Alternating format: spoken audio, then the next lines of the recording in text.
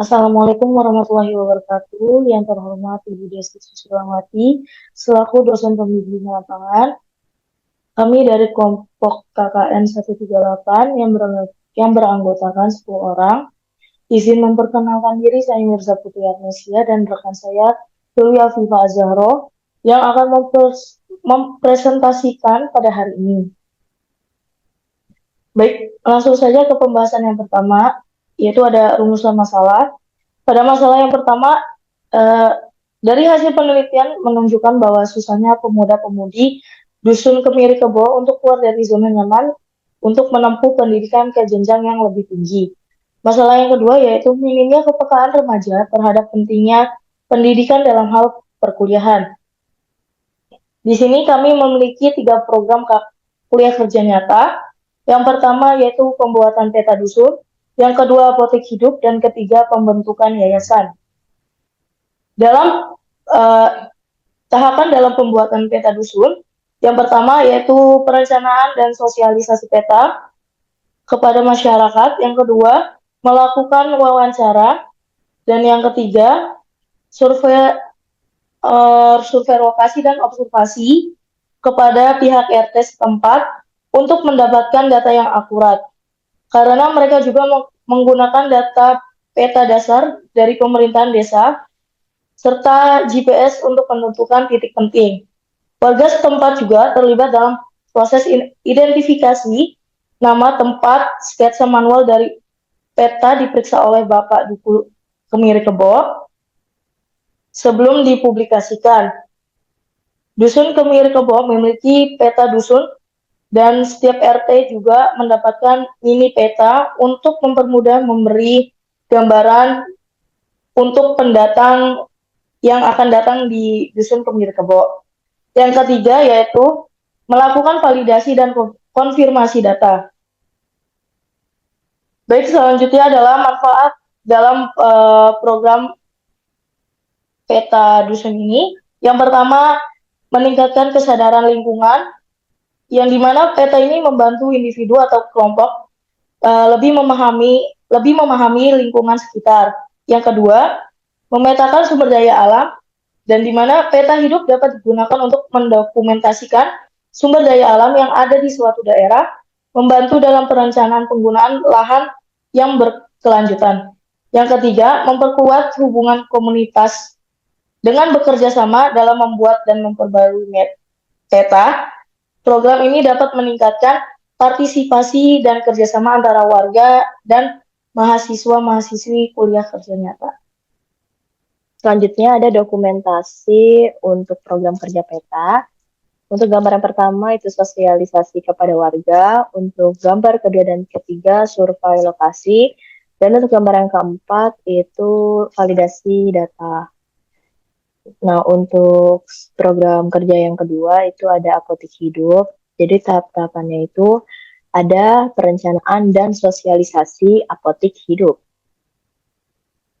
Jadi perencanaan di sini untuk meningkatkan kesadaran akan pentingnya memanfaatkan tanaman obat sebagai solusi alami dalam menjaga kesehatan. Melalui sosialisasi, warga ini diharapkan dapat memahami cara menanam, merawat, dan menggunakan tanaman obat. Yang kedua itu melakukan wawancara. Yang ketiga, menjalin kerjasama dengan kelompok masyarakat. Untuk kerjasama dengan kelompok masyarakat ini memperkuat program apotek hidup, sehingga dapat juga ya meningkatkan kayak kesadaran dan juga partisipasi warga dalam memanfaatkan tanaman obat untuk kesehatan dan kemandirian pengobatan alami. Nah, untuk yang terakhir itu ada melakukan observasi lahan. Jadi kami itu melakukan observasi lahan dengan melihat luas lahan yang akan digunakan, dan juga sebelum melakukan penanaman kami bersihkan terlebih dahulu supaya pada saat proses penanaman lahan tersebut terlihat bersih dan layak untuk digunakan. Untuk selanjutnya di sini ada manfaat apotek hidup. Jadi sumber obat alami itu apotek hidup ini berisi tanaman obat yang dapat digunakan sebagai bahan dasar pengobatan tradisional, sehingga menyediakan alternatif pengobatan yang lebih alami dan terjangkau. Nah, untuk yang kedua juga meningkatkan kesehatan dan kesejahteraan. Dengan menanam tanaman obat, masyarakat juga dapatlah lebih sadar akan manfaat tanaman tersebut bagi kesehatan dan bagaimana menggunakannya untuk mencegah dan mengobati penyakit ringan. Untuk yang ketiga, pemanfaatan lahan kosong. Nah, program ini memaksimalkan penggunaan lahan yang tidak terpakai di lingkungan rumah, sehingga meningkatkan estetika sekaligus produktivitas lahan. Nah, untuk yang keempat, ada penghematan biaya. Jadi, memiliki apotek hidup ini itu dapat mengurangi biaya pengeluaran untuk obat-obatan ringan dan meningkatkan kemandirian dalam hal pengobatan. Berikut adalah dokumentasi saat melakukan program kerja apotek hidup.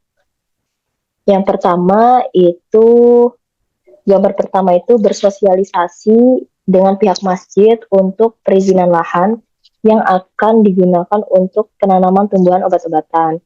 Nah, untuk gambar kedua dan ketiga, itu kami itu sedang membersihkan lahan.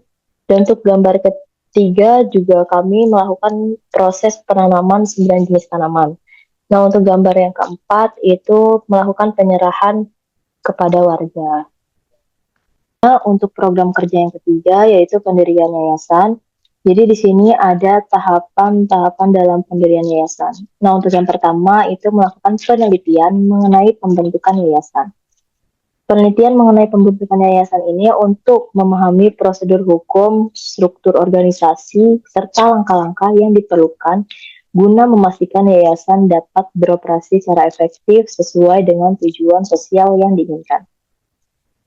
Untuk yang kedua, melakukan studi tiru, itu dengan mencari informasi terkait pendirian yayasan di berbagai referensi yang ada untuk mempelajari best praktik dalam hal struktur organisasi, manajemen, serta strategi keberlanjutan agar yayasan yang akan didirikan ini itu dapat berjalan dengan optimal.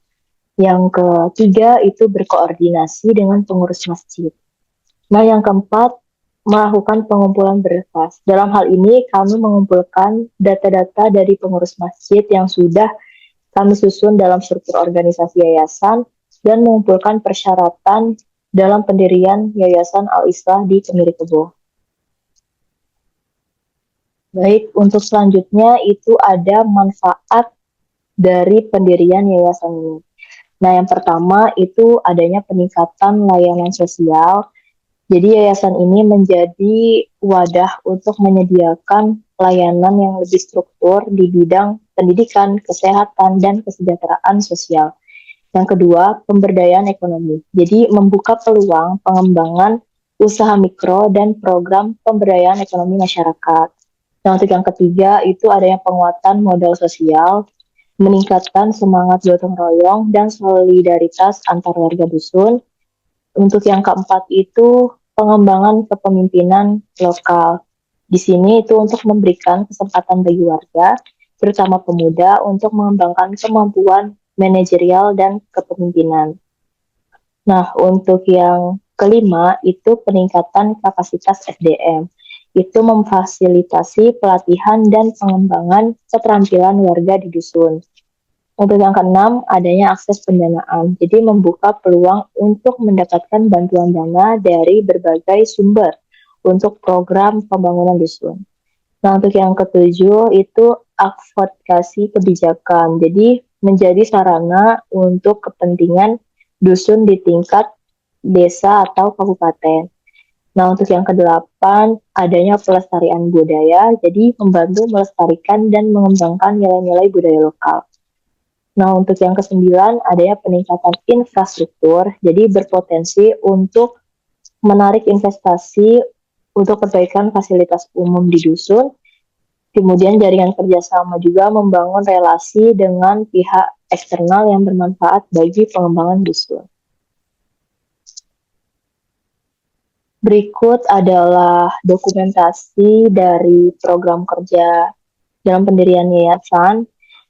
Jadi gambar yang pertama dan gambar yang kedua itu melakukan rapat dengan pihak masjid dalam rangka pembahasan pendirian yayasan Al-Islah. Dan untuk gambar yang ketiga dan keempat itu melakukan sosialisasi bersama warga terkait Yayasan Al-Islah. Selanjutnya, yang terakhir itu adalah kesimpulan dari program kerja kami.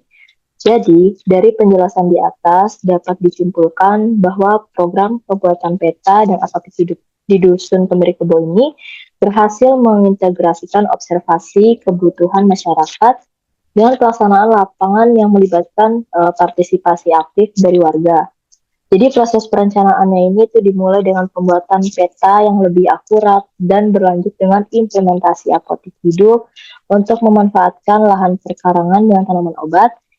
Meskipun menghadapi berbagai tantangan seperti miskomunikasi, keterbatasan waktu, dan ketersediaan lahan, serta bibit, program ini mendapatkan respon positif dari masyarakat dan juga perangkat desa. Jadi keberhasilan program ini itu bisa ditunjukkan melalui peta yang membantu pengelolaan sumber daya dan apotek hidup yang meningkatkan akses masyarakat terhadap obat alami. Meskipun beberapa masalah itu harus kita atasi untuk memastikan keberlanjutan dan efektivitas program di masa depan. Baik, terima kasih. Begitu saja untuk penjelasan dari kami. Jika ada kesalahan kata, kami mohon maaf. Sekian, terima kasih. Wassalamualaikum warahmatullahi wabarakatuh.